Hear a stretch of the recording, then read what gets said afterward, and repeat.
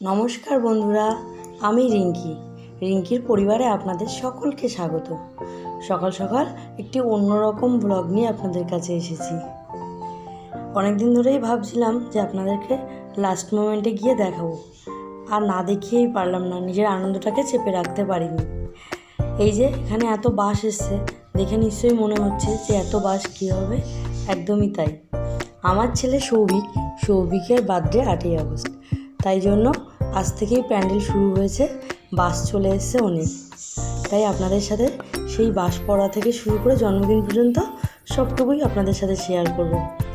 এদিকে যেহেতু সৌভিকের বাবা টিফিন করবে, তাই টিফিনের জন্য আমি এদিকে আজকে তেমন কিছু বানাবো না, একটু ব্রেড করে নিয়েছি, ব্রেড বাটার হলেই হবে। আর রান্নাটাও তাড়াতাড়ি করে নেব, যেহেতু আমার বাইরে প্যান্ডেলের লোকরা কাজ করছে, তাই ওদেরকেও দেখভাল করতে হবে। তাই জন্য এখানে ব্রেড আর এদিকে পার্শে মাছটাকে ভাজতে বসিয়ে দিয়েছি। দুপুরের রান্নাটাও টিফিনের সাথে একেবারে কমপ্লিট করে নেব।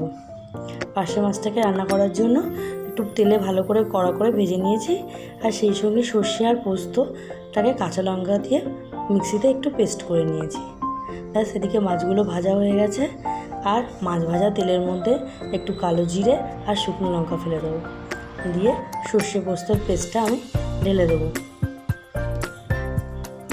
সর্ষে পোস্তর পেস্টটা দিয়ে আস্তে আস্তে করে নাড়াচাড়া দিয়ে তারপরে আমি জল ঢেলে দেবো পোস্তর পেস্টের মধ্যে। জল ঢেলে দিয়ে এটি যখন ফুটবে খুব ভালো করে, তখন এটির মধ্যে একটু নুন আর একটু হলুদ দিয়ে দেবো। যেহেতু এটা সর্ষে পোস্তের ঝোল, তাই এটার মধ্যে তেমন কোনো মশলাপাতি লাগে না, এমনিতেই এটা খেতে খুবই ভালো হয়। ব্যাস, ঝোলগুলো ফুটে গেছে ভালো করে, মাছগুলো দিয়ে একটু ফুটিয়ে নিয়ে নামিয়ে নেব। আমার মাছগুলো সব দেওয়া হয়ে গেছে, আর ঝোলটাও আস্তে আস্তে ফুটতে শুরু করেছে। সৌভিকের এই জন্মদিনটা নিয়ে আমরা সবাই খুব উৎসাহিত হয়ে আছি।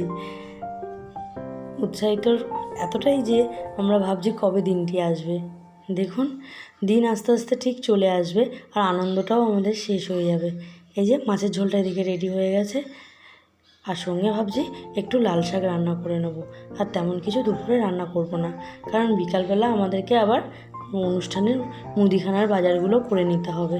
এই যে এদিকে প্যান্ডেলটা এই যে ওরা করে দিয়ে চলে গেল, আর বলল অনুষ্ঠানের 2-1 দিন আগে এসে কাপড়টা লাগিয়ে দিয়ে যাবে।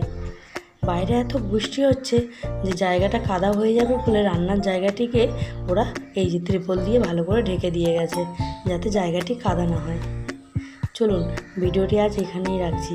আপনারা সবাই সুস্থ থাকবেন, ভালো থাকবেন, আর আমার ভিডিওটিকে একটা লাইক, শেয়ার, কমেন্ট করে দেবেন।